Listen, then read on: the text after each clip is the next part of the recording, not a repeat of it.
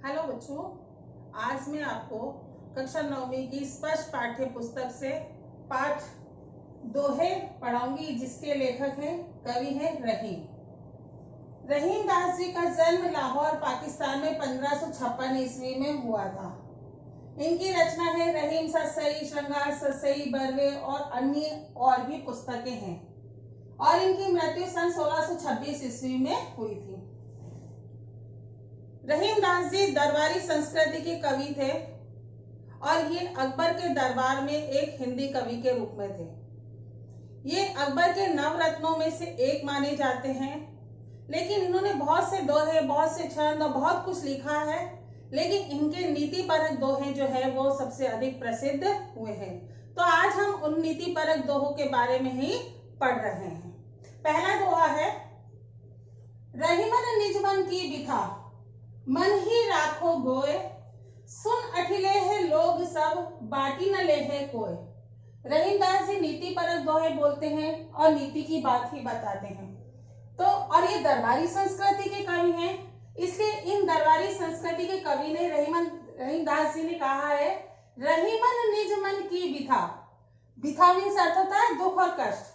तो रहीम दास जी कहते हैं कि हमारे मन में जो व्यथा है, हमारे मन के अंदर जो दुख है, उसे हमें अपने मन में ही रखना, मन ही राखो गोय, उसे हमें अपने मन में ही रखना चाहिए।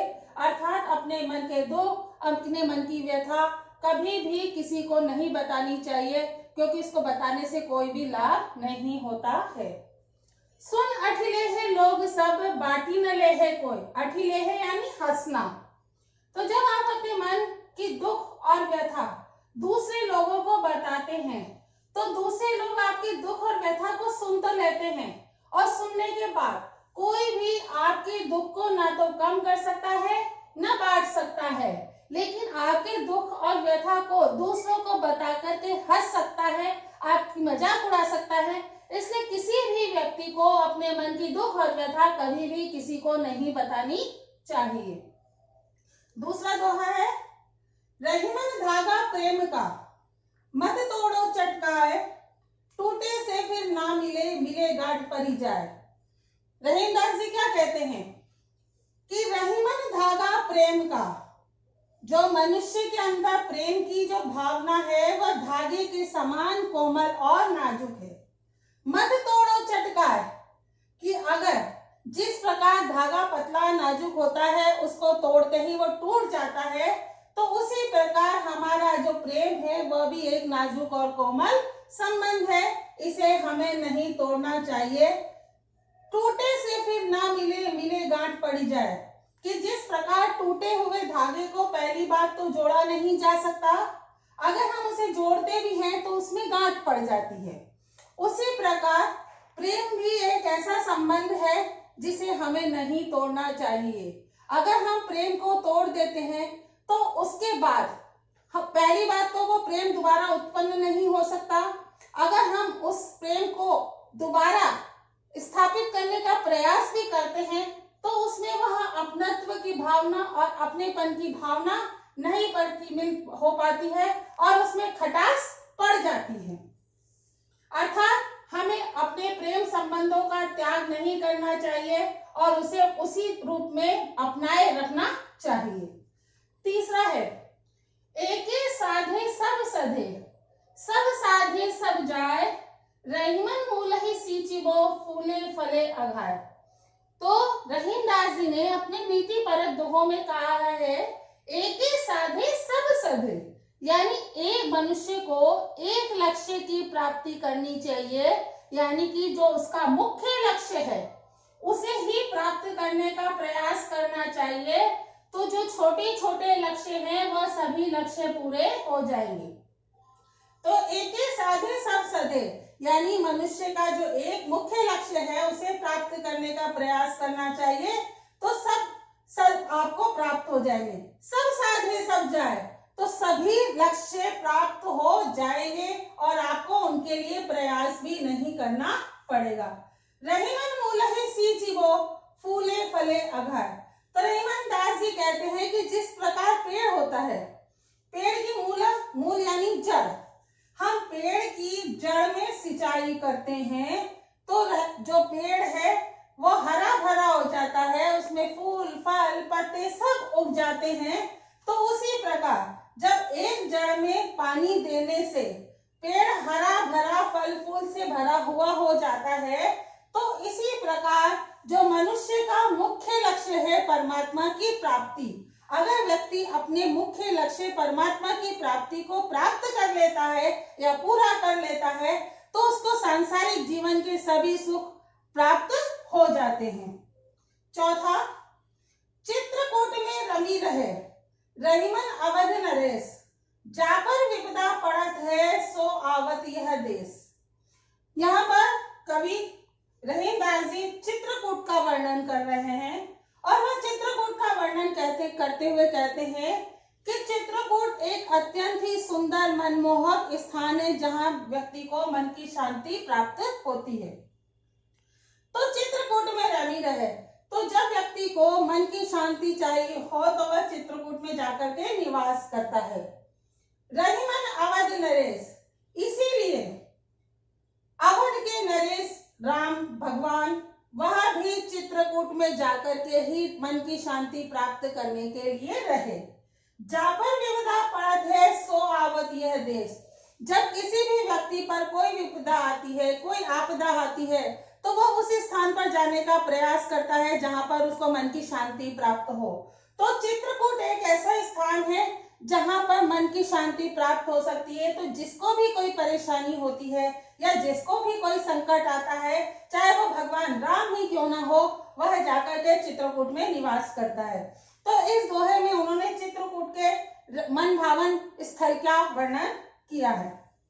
पांचवा दोहा है, धीरज दोहा अर्थ के आखर थोरे आही, जो रहीम नट कुंडली सिमटी कूदी चढ़ी जाही।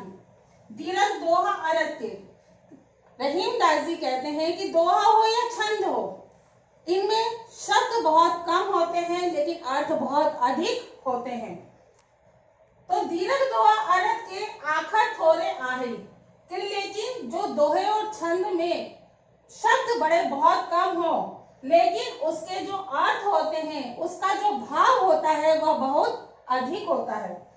जो रहीम नट कुंडली सिमटी कूदी चढ़ी जाए, रहीमदास जी कहते हैं कि जिस प्रकार एक नट होता है, नट अपने शरीर को सिमेट कर कुंडली में प्रवेश करके और उसमें कूद करके निकल जाता है, तो वो अपने लक्ष्य को प्राप्त करने के लिए जब अपने शरीर को सिमेट करके छोटा बना देता है और कुंडली में से निकल जाता है, उसी प्रकार दोहा और छंद भी जो है वो भले ही छोटे हों लेकिन उनके भाव बड़े गंभीर होते हैं और बहुत ही ज्यादा बड़े होते हैं, जिनके हम अर्थों को बहुत बड़ा चढ़ा करके महसूस कर सकते हैं। ये छठा दोहा है, धनी रहीम जल पंख को लघु जी पियत अघात, उदधि बड़ाई कौन है जगत पियासी जाए। यहाँ कवि रहीमदास जी नीतिगत बात बताते हुए कहते हैं कि अमीर वही व्यक्ति है जो दूसरों के काम आए। तो धनी रहीम जल पंख को, कीचड़ का जो पानी है वो महान है।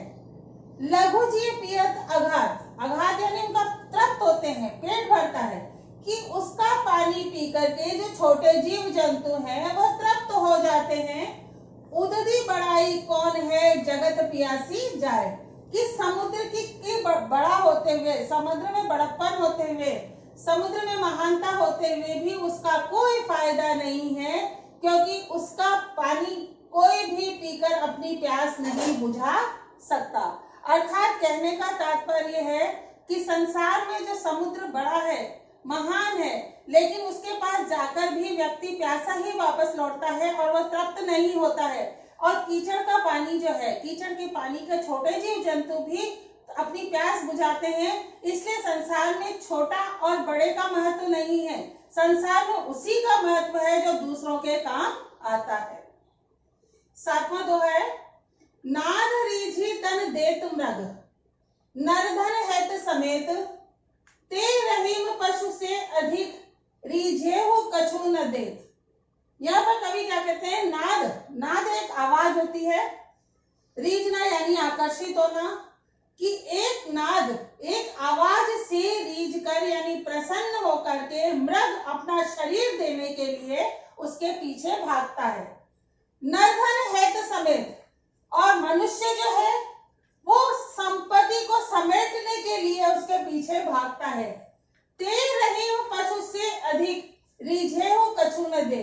तो मनुष्य को पशु से अधिक सीखना चाहिए, क्योंकि संसार में पशु भी किसी से कुछ प्राप्त करने के लिए, अपना सब कुछ देने के लिए तैयार रहते हैं, लेकिन मनुष्य रीझ कर भी, आकर्षित होकर के भी अपना लाभ, अपना लोभ, अपना लालच देखता है और संसार के लोगों को कुछ भी नहीं देता है, केवल अपना ही अपना फायदा देखता है और अपने ही बारे में सोचता है। संसार में रहने वाले अन्य प्राणियों के बारे में कोई भी विचार नहीं करता है। 7वां दोहा, बिगड़ी बात बने नहीं, लाख करो किन कोय, रहीमन फाटे दूध को, मथे न माखन होय। कवि रहीमदास जी नीतिगत बात बताते हैं, इसलिए वो कहते हैं कि संसार में जब कोई एक बात बिगड़ जाती है तो वो दोबारा बनती नहीं है। कहने का तात्पर्य, अगर हमारी किसी से लड़ाई हो जाती है, किसी से झगड़ा हो जाता है और हमारे में बैर दुश्मनी पैदा हो जाती है, तो लाख करो किन कोय, कि हम लाख प्रयत्न कर ले हैं, लाख प्रयास कर ले, लेकिन वो बिगड़ी हुई बात दोबारा नहीं बन सकती। रहीमन फाटे दूध को, मथे न माखन होय। रहीमदास जी कहते हैं कि जिस प्रकार से एक बार दूध फट जाता है, उसको बहुत मथा जाए, खूब मथा जाए, लेकिन उसमें से माखन नहीं निकलता, उसी प्रकार जब दो लोगों के बीच में एक बार व्यवहार बिगड़ जाता है और आत्मीय संबंध खराब हो जाते हैं, तो उन आत्मीय संबंधों को सुधारने के लिए व्यक्ति कितना भी प्रयास करे, लेकिन वह प्रयास विफल हो जाता है और वह जो हमारे अंदर जो संबंध है वो पहले के समान नहीं हो पाता है। 9वां दोहा, रहीमन देखी बड़ेल को, लघु न दीजिए डारी, जहां काम आवे सुई, कहां करे तरवारी। रहीमदास जी कहते थे संसार में सभी तरह के लोग हैं, बड़े भी हैं, छोटे भी हैं, लेकिन कई लोग ऐसे होते हैं कि जब कोई बड़ा व्यक्ति या शक्तिशाली व्यक्ति अगर उनके साथ में है तो वो छोटे जीव जंतु या छोटे लोगों को उपेक्षा की दृष्टि से देखते हैं। तो उनका कहना यही है कि अगर बड़ा शक्तिशाली व्यक्ति अगर आपके साथ में है तो कमजोर, निशक्त और छोटे व्यक्ति को डराना नहीं चाहिए और उसे दूर नहीं भगाना चाहिए। जहां काम आवे सुई, कहां करे तरवारी, क्योंकि जिस चीज में सुई काम आती है उस चीज में अगर हम तलवार का प्रयोग करेंगे तो वो काम नहीं होगा। जिस प्रकार कपड़े को सिलने के लिए सुई की आवश्यकता है, तलवार की नहीं, उसी प्रकार संसार में हर इंसान का अपना अपना महत्व है, चाहे वो छोटा हो या वो बड़ा हो सकता है कि बड़ा शक्तिशाली व्यक्ति अगर आपके साथ है तो आप अपने आप को सुरक्षित महसूस करते हैं, लेकिन कभी वो छोटा व्यक्ति भी आपके इतना काम आ जाता है कि बड़े व्यक्ति के होने या ना होने का कोई फर्क नहीं पड़ता। 10वां, रहीमन निज संपत्ति बिना, कौन विपत्ति सहाय, बिन पानी जो जलज को, नहीं रवि सके बचाए। रहीमदास जी इस नीतिगत बात को बताते हैं कि संसार में जब व्यक्ति जीवन यापन करता है तो जीवन यापन करने के लिए हर व्यक्ति को धन की, संपत्ति की आवश्यकता होती है। तो वो उसी बात को आगे समझाते हुए कहते हैं कि जिस व्यक्ति के पास स्वयं की संपत्ति या धन नहीं है, जिस व्यक्ति के पास स्वयं की संपत्ति या धन नहीं, कौन विपत्ति सहाय, कि संकट के समय में, विपत्ति के समय में, परेशानी के समय में कोई भी व्यक्ति उसकी सहायता नहीं करता है। बिन पानी जो जलज को, नहीं रवि सके बचाए, कि जो कमल का फूल है वो पानी में रहता है, अगर कमल का फूल पानी में नहीं रहेगा तो रवि भी उसको नहीं बचा सकता। तो कहने का तात्पर्य यह है कि कमल का जो फूल है उसका आधार पानी है, अगर उसका आधार पानी ना हो तो सूर्य लाख कोशिश करने के बाद भी उसको नहीं बचा सकता। उसी प्रकार मनुष्य है, मनुष्य को अपना जीवन यापन जीना है तो उसके पास स्वयं की संपत्ति का होना आवश्यक है, क्योंकि संकट के समय में, परेशानी के समय में वही संपत्ति उसकी सहायता करती है, क्योंकि दूसरे लोग उसकी सहायता नहीं करते हैं। 11वां दोहा, रहीमन पानी राखिए, बिन पानी सब सोन, पानी गए न उबरे मोती मानुष चुन। यहाँ रहीमदास जी ने पानी शब्द का प्रयोग करते हुए कहा है कि मनुष्य को अपना पानी रखना चाहिए। यह पानी शब्द का अर्थ क्या है? बिन पानी सब सुन, क्योंकि पानी के बिना कुछ भी नहीं है। तो पानी का अर्थ यहाँ मान, सम्मान व इज्जत से है। उन्होंने पानी शब्द की व्याख्या करते हुए 3 चीजें बोली है। पानी गए न उबरे मोती मानुष चून, कि पानी के बिना तो मोती, मनुष्य और चून यानी आटा, इसका भी कोई महत्व नहीं है। मोती यानी पानी, मोती का अर्थ पानी से है कि मोती में चमक होती है तभी उसका महत्व होता है। मनुष्य से पानी का अर्थ है कि मनुष्य के पास मान, सम्मान व इज्जत होती है तभी लोग उसको पूछते हैं। चून का अर्थ पानी से यह है कि आटा, आटे का पानी के बिना कोई महत्व नहीं है। अगर पानी नहीं होगा तो आटे का आगे से किसी भी रूप में उसको परिवर्तित नहीं किया जा सकेगा। इस दोहे में एक ही शब्द के 3 अर्थ होने के कारण श्लेष अलंकार का प्रयोग हुआ है। अर्थात कहने का तात्पर्य यह है कि रहीमदास जी ने अपने नीतिपरक दोहे में हमारे जीवन की जो समस्याएं हैं, हमारे जीवन के जो सत्य हैं, उन सत्यों को उजागर किया है। इस पाठ को पूरा समझाने के बाद अब कुछ अभ्यास प्रश्न है जो मैं आपको बता रही हूँ। इन प्रश्नों के उत्तर भी मैं आपको समझाती हूँ थोड़े थोड़े साथ में, और आप इन्हें स्वयं करने का प्रयास करना। नंबर 1 है, प्रेम का धागा टूटने पर पहले की भांति क्यों नहीं होता? तो धागा जब टूट जाता है, उसे जोड़ते हैं तो उसमें गिठान पड़ जाती है। उसी प्रकार प्रेम का संबंध भी एक बार टूट जाता है तो उसमें अपनेपन और अपनत्व की भावना समाप्त हो जाती है। हमें अपना दुख दूसरों पर क्यों प्रकट नहीं करना चाहिए?